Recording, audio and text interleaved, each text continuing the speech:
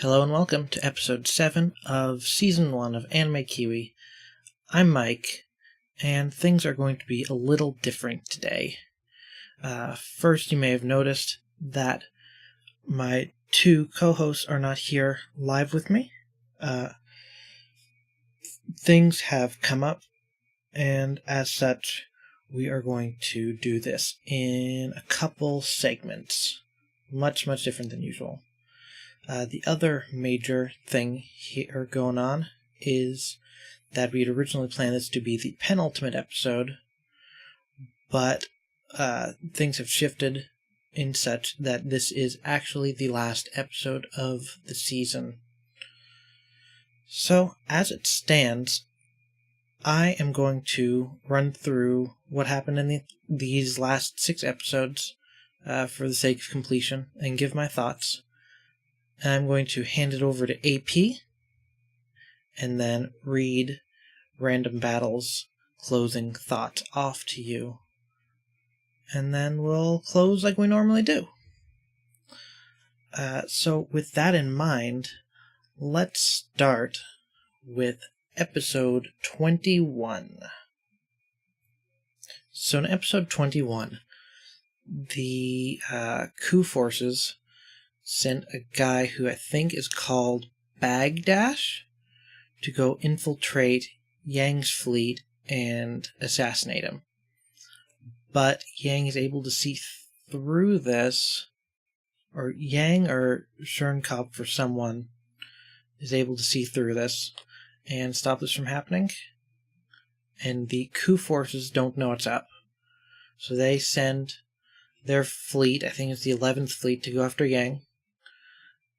But Yang anticipated this and was able to flank them and wipe them way out.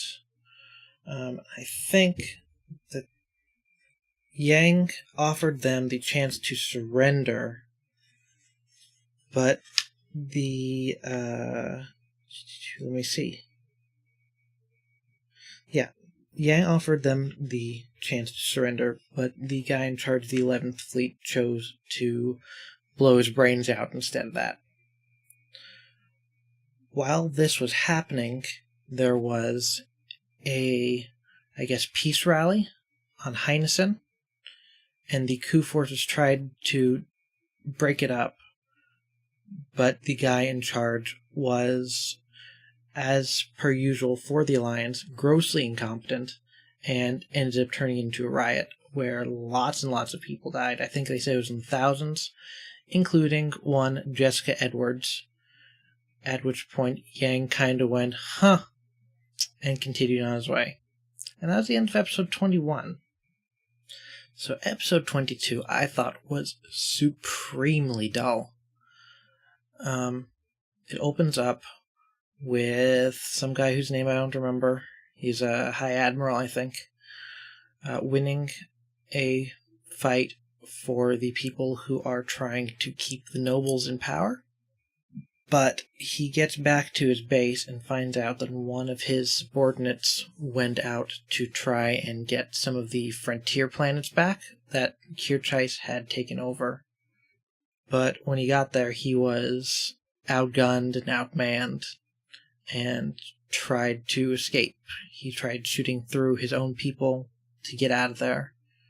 And when he got back, the guy who was in charge of that got killed for basically being a chicken that killed his own guys. In light of this, Reinhard came in and basically said, hey, you guys are in chaos, I'm going to take you over. And the noble guys try and fight back, but Reinhard is perfect, so he wins. And that's basically episode 22. Not a whole lot happened that was central to the plot here, I don't think. And not a lot happened in general, really. Is kind of a wet fart, in my opinion. So next is episode 23, which I thought wasn't terrible in the grand scheme of things, as far as this show goes. Especially for an Empire episode. Because for first time, pretty much, there's some modicum of character development going on here, which I enjoy. I like it when characters get developed. So, there's an uprising happening in Westerland, and Braunschweig is one of the rabble-rousers who doesn't like Reinhardt at all, thinks he's a brat, and he decides that he's going to just nuke the Westerlands. And Oberstein finds out about this. Oberstein or Reinhardt, I forget who finds out about it. But Reinhardt wants to stop it, and Oberstein says, No. Let's let it happen, and we can use it as propaganda against the nobles. And Reinhardt's not sure what to do here. For once, he is indecisive, which I thought was interesting. I wish that there would have been more of this earlier instead of literally at the end of the season.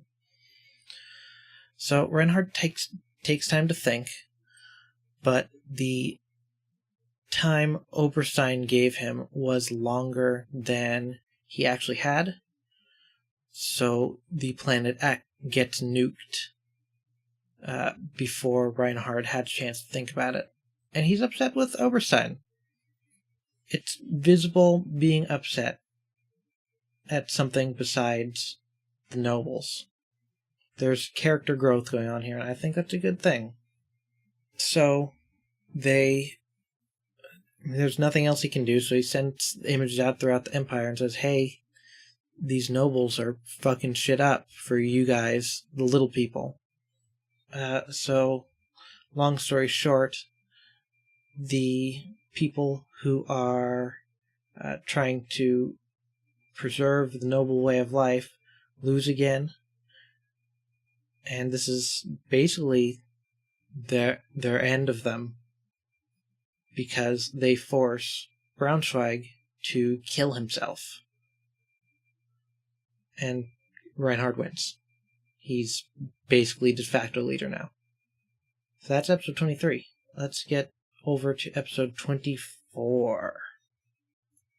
So in episode 24, much as in the last one with the Empire, this is all about the Alliance ending the coup that's going on.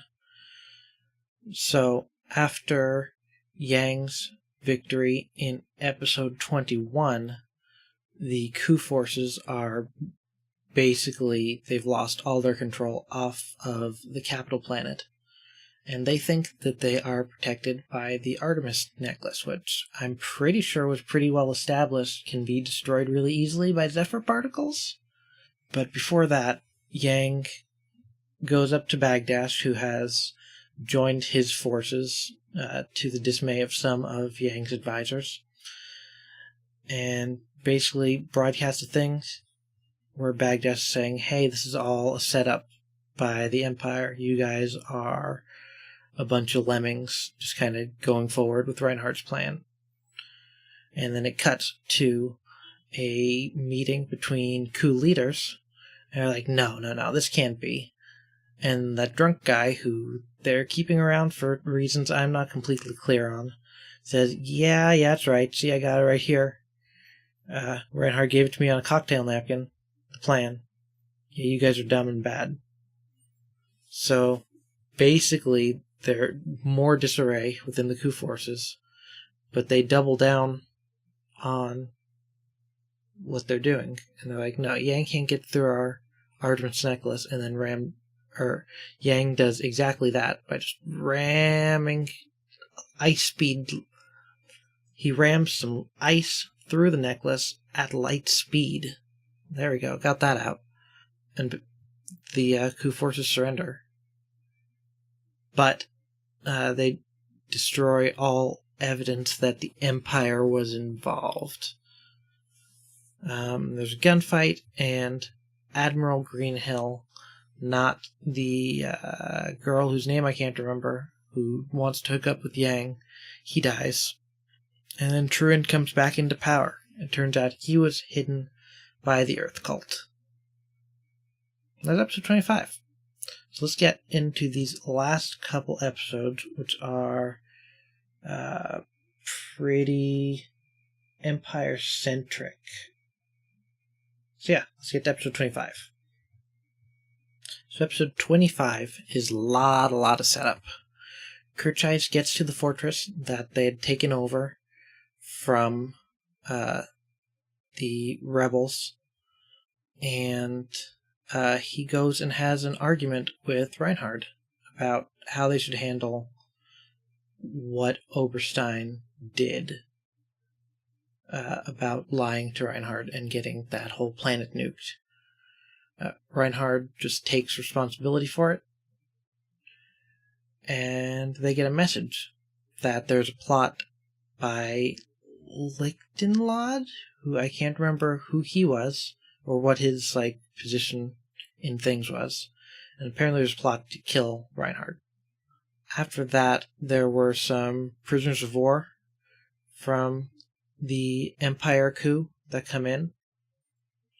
One of them was Braunschweig's lieutenant, or his right-hand dude, comes in with Braunschweig's coffin, and it looked like he pulled a rocket launcher out of Braunschweig's chest and pointed it straight at Reinhard, which ended the episode on a cliffhanger for episode 26, where the lieutenant left-hand dude shoots the rocket, and Oberstein takes the hit.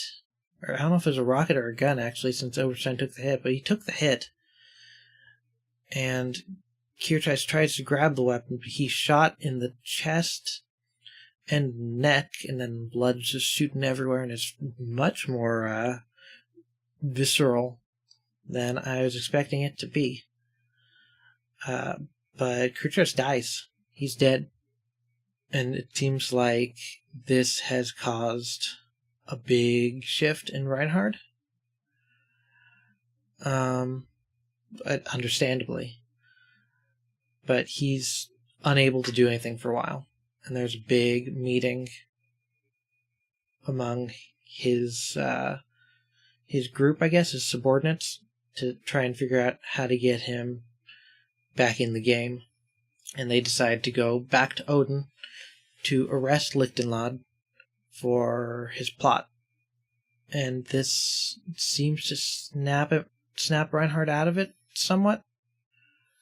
And then we get over to Fezzen, and the Black Fox is laying out his plans. He's basically saying, hey, we need to keep an eye on Yang and Reinhard, because they've just both dispelled coups within their factions. And then he sends a dude to both Heinesen and Odin to keep closer eyes on them.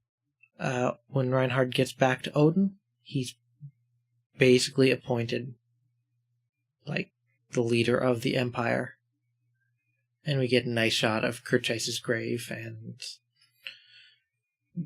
that's about it, really. And basically setting up that, hey, Reinhardt's going to be doing some big shit starting next season. And that's the first season of Legend of the Galactic Heroes. Overall, I was not a fan of this first season at all. I thought it had some major pacing problems, is my main issue with it. It is all, in the back end. It feels like, I don't know if there's a problem with the novels or not, but it feels like the author didn't really have an editor, or didn't listen to the editor, or the editor just didn't do their job and say, hey, tighten this up. This is, it's not well paced. It's not told effectively, I feel. And the characters are pretty flat and undeveloped until the very end of the story. And there needs to be just more. I mean, I understand that it's a slow burn, but there needs to be something up front, I feel. And it just doesn't have that, really. Now, that just might be me and my sensibilities. I feel like there's something here that I would like, but it's just not paced in a way that I have any interest in continuing with. But that's just me. That's my thoughts on this. I will not be continuing to watch this, almost certainly. But who knows? We'll see. If I do, I'll say something about it on a future podcast, because Anime Kiwi is not ending. This is just the end of Season 1, but I'll get into that at the end. So, without further ado, let's get over to AP's thoughts on Legend of Galactic Heroes. Take it away, AP. Hi there, AP, and I'm here to quickly talk Legend of Galactic Heroes to finish off this podcast. So, instead of running through all the episodes first, instead I'm going to run through all my predictions that I got right, because I was fucking right about my predictions. Yeah, that's right, AP was right. Turns out, everyone else was wrong. Kirchheis did die this season. That's my first prediction, right? Oberstein will do something apparent. He did. He fucking allowed the nuke to land on Westerland. Wow, what a turd.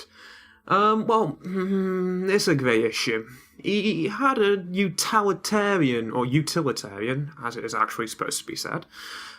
He had a moral explanation for it. However, I don't accept moral utilitarianism as an excuse.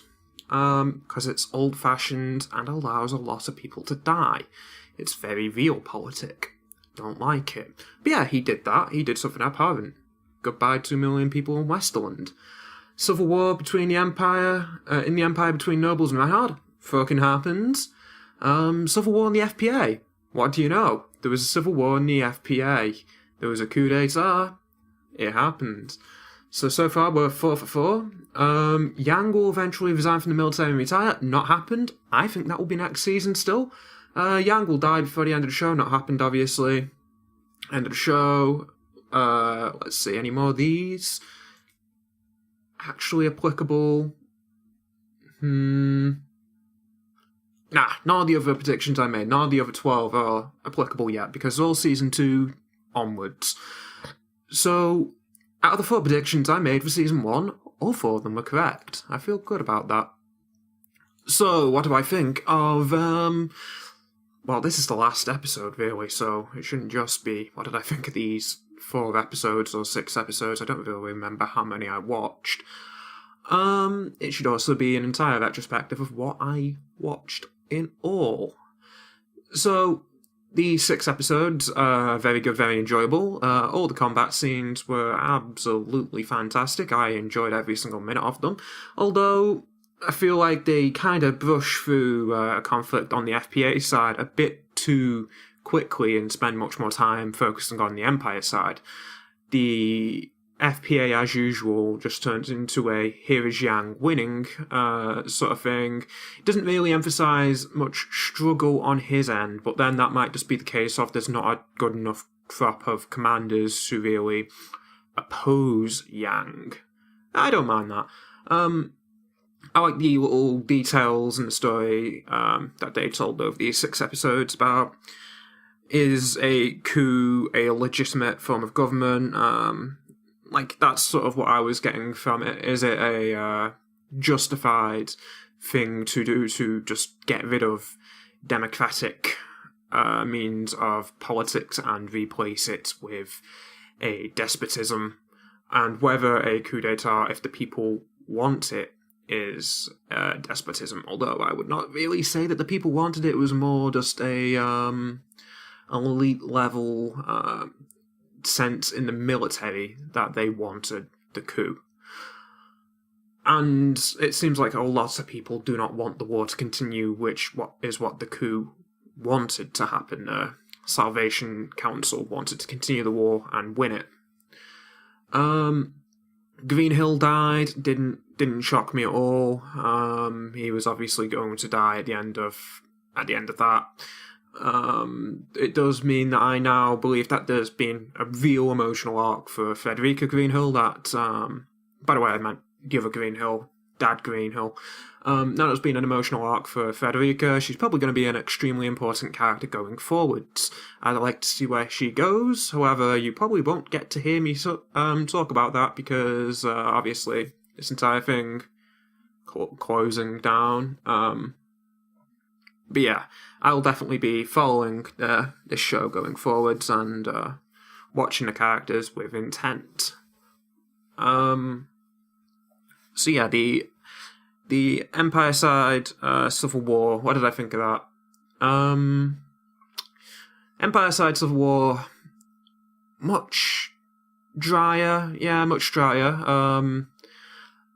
Although the combat scenes were in all much better, they showed more of a sense of competition, even though the nobles were absolute idiots. Just because the question over how they do things like how they do the politicking of it all. Should they use the death of 2 million as a political tool? The drama between Kirchheis and Reinhardt, very, very interesting to me. So it was just more interesting things happening on that end, but it was also quite a lot drier because it felt much more predictable. I had a fairly confident idea that Reinhard was going to win on his end and the nobles were going to die. How the nobles eventually fell, though, is a little unpredicted. I did not predict I believe he was a duke. I did not predict him being poisoned by his own men and then being used as a like drug pony for a drug donkey, drug mule. That's the term. Drug mule to carry a gun in to shoot Reinhard with. Characters I think stood out over the Empire side. Merkatz, really like Merkatz and his little like aide, attendant, commodore, commander, whatever they want to call him.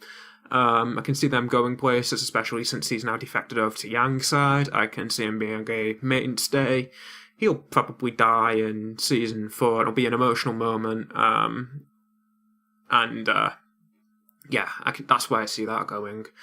But it's good to see some older commanders really have a position of respect. I feel like Bucock on the FPA side will also turn out to be a credible commander, unlike most of the other FPA commanders who are absolute fucking idiots from top to bottom. Anything else I can think of from this? So the Kirchheis death, yes, of course, how can I glance over Kirchheis dying? My beautiful redhead boy, he grew up too fast and died and gone to Valhalla. So yeah, I predicted it, and of course it came. Kirchheis had to die. There was nothing about Kirchheis that said he was ever going to actually oppose Reinhard. They were too good friends to do that. However, I did notice one good thing, which I will comment on in a moment, in the Reinhard-Kirchheis relationship that was at the very end of their arc. But yeah, he was never going to oppose Reinhard, so naturally the way they would enforce Kirchheis' will onto Reinhard is instead of having him be there to remind Reinhard of his misdeeds and try and guilt trip him for it, instead you kill the character off and have Reinhard feel guilt for that character's death and make him sort of carry Kirchheis's opinions with him on his shoulder or in his right hand. Even after death, there will be favoritism in Reinhard's chain of command just because the position of respect he has for his fallen comrade Kirchheis. Of course, Kirchheis cannot influence decisions going forwards in a direct manner. His outlook and his ideology would naturally influence Reinhard from a position of guilt. That's where I see them going with that. Of course, it seems like Reinhard seems to be becoming a bit more of a tyrant, especially with his attitude towards Voyenthal, in that he wants someone to stand up and depose him instead of him growing old and incompetent. That is interesting. So what I mentioned about the changing relationship towards Kirchheis and Reinhard is that throughout the show, Reinhard's always referred to Kirchheis as his friend, and I feel like until the very, very end of their arc, Kirchheis returned those feelings one of the last lines spoken between Reinhard and Kirchheis is, what do you consider me, or something along these lines, what do you consider me, Kirchheis? And Kirchheis responds with, your loyal subject. He doesn't say friend, he just refers to himself as a subject. Like, that there was the rift that would never really be repaired. Reinhard had kind of crossed the Rubicon, can't go back from the decision that he made to allow Westerland to happen. Well, he didn't really allow Westerland to happen. To use Westerland as a political device for his own ends. Right, so Oberstein. His utilitarian decision to allow Westerland to be destroyed in totality, or 2 million people. A monstrous thing to do, and in a just war sense, I would say it is not particularly just. It's, as they say, very Machiavellian. It turns people from being subjects or citizens, specifically referred to as subjects, into less people and more tools, so it is a much darker, much more cynical outlook that Oberstein portrays. He says he is doing it in the interests of the people, to show the nobles are incompetent and are not interested in the not particularly interested in the well-being of the citizens or subjects of the empire. However, in yourself discarding regard for the well-being of them by allowing them to be killed en masse also doesn't show you have great thought for them. The recording of the New King, or the post-New King scene, really says that, or at least it makes it show that the Empire did know the nuke was coming. And I feel like people are going to eventually question that. Someone's going to eventually challenge, probably not Oberstein, because he's not really a face of the Empire, but they're probably going to challenge Reinhard, his authority or his legitimacy for having allowed that to happen, since it is clear that they had the resources to get someone there to intercept the nuke in time. Anything else that is worth commenting on? Thing I thought was noteworthy, it's not really a big noteworthy thing, but I thought it was interesting. Reinhard seemed to discard the importance of works of art in the 4th episode, or the 7th episode, or one of the Empire episodes back at the very, very beginning of the show. However, Mecklinger, can't quite figure out which it would be, he made sure to make a point of recovering the pilfered loot from the Empire. All of the artworks, it seems like the Venus statue was one of the things that they had for some odd reason out there in space at Gettysburg Fortress. Anything else I quite liked about this episode, or this series of episodes? Score, as always, I really appreciate the score for this show. I will probably be listening to the soundtrack for this show and exploring the other work of those artists more and more as time goes on, just because I really like the feel that it gives to this show. It adds a lot of weight to scenes that otherwise might be a bit too dry. I really like the 1800s nationalist sort of classical composing that this show uses.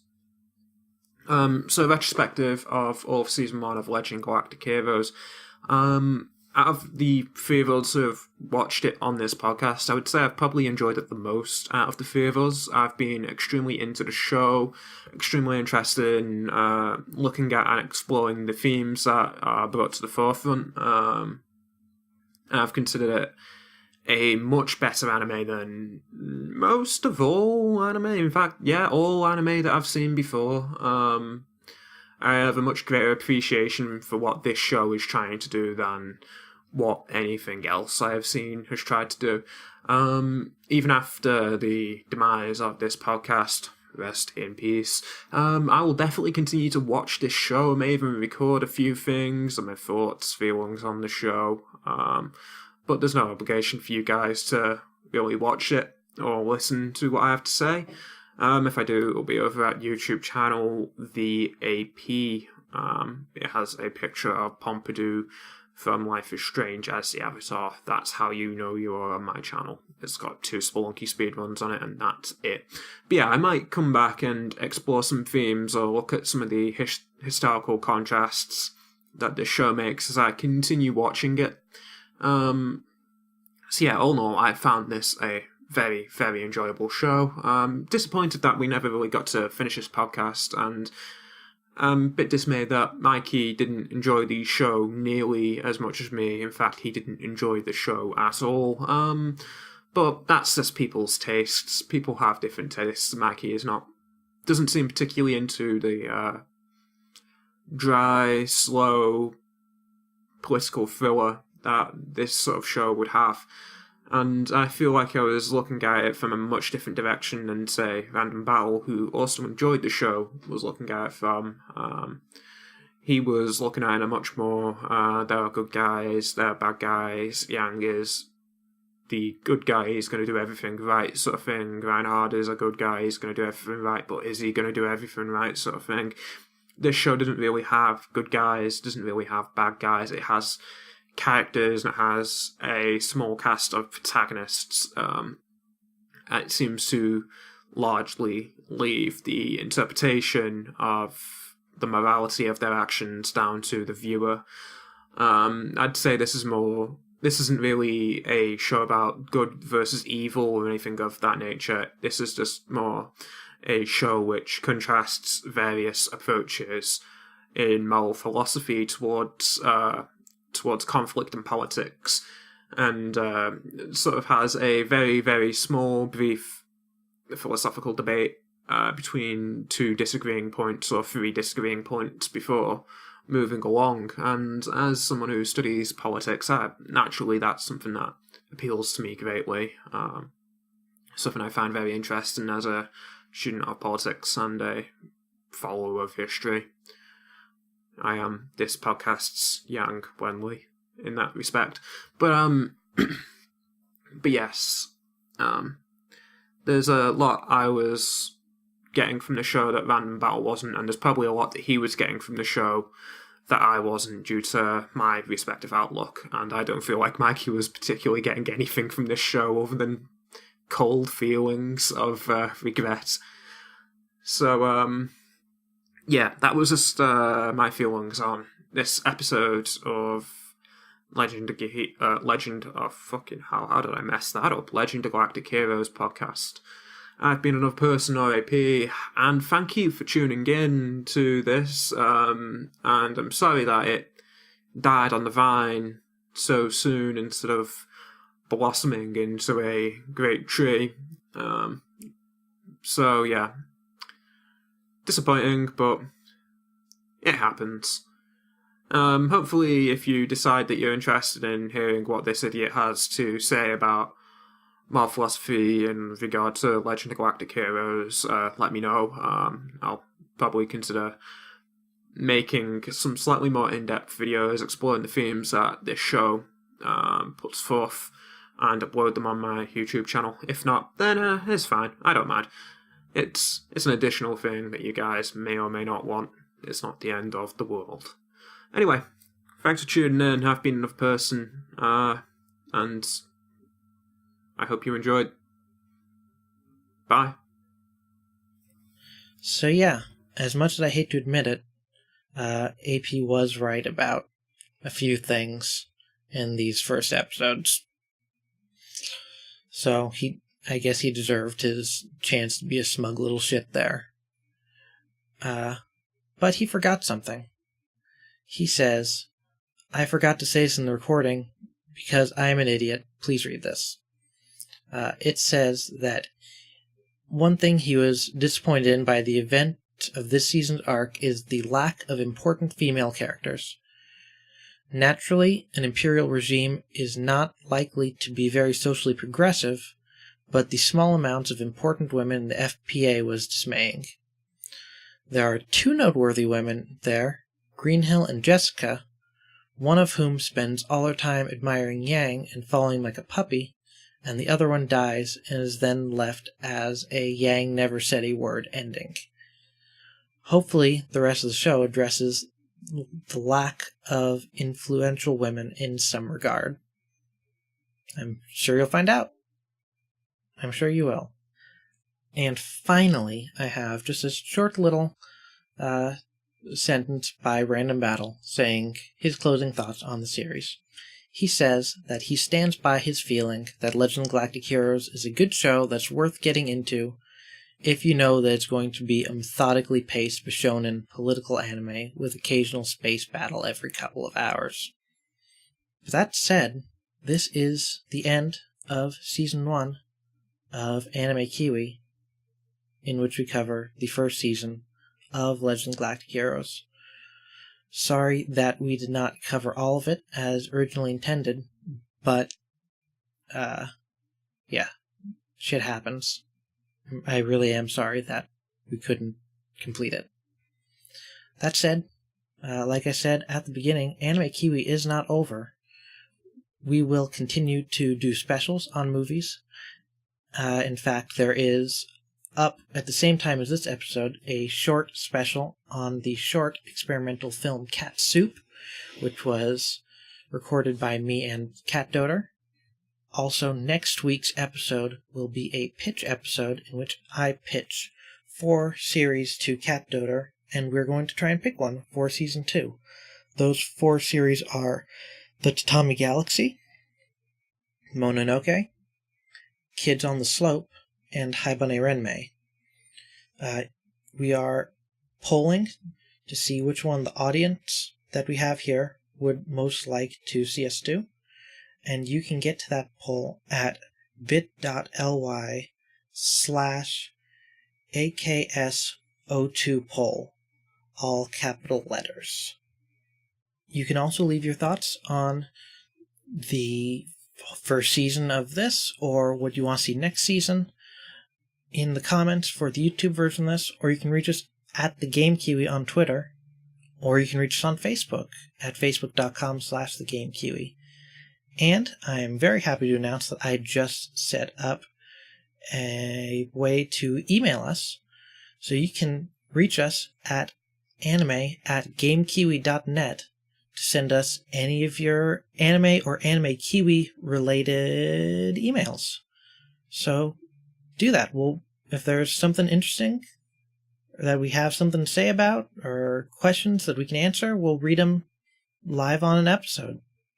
So please do that. We would really, really love to have some audience participation in this, because we like making stuff for you. We want you to be involved with the process too, in some fashion. So yeah, go watch the Cat Soup episode. Please vote in the poll to help me and Cat Doer decide what we're watching for Season 2. And I really hope you enjoyed this brief Season 1 of Anime Kiwi. So for the last time this season, on behalf of myself and my co-hosts AP and Random Battle, thank you so much for watching. And, as always, keep it anime.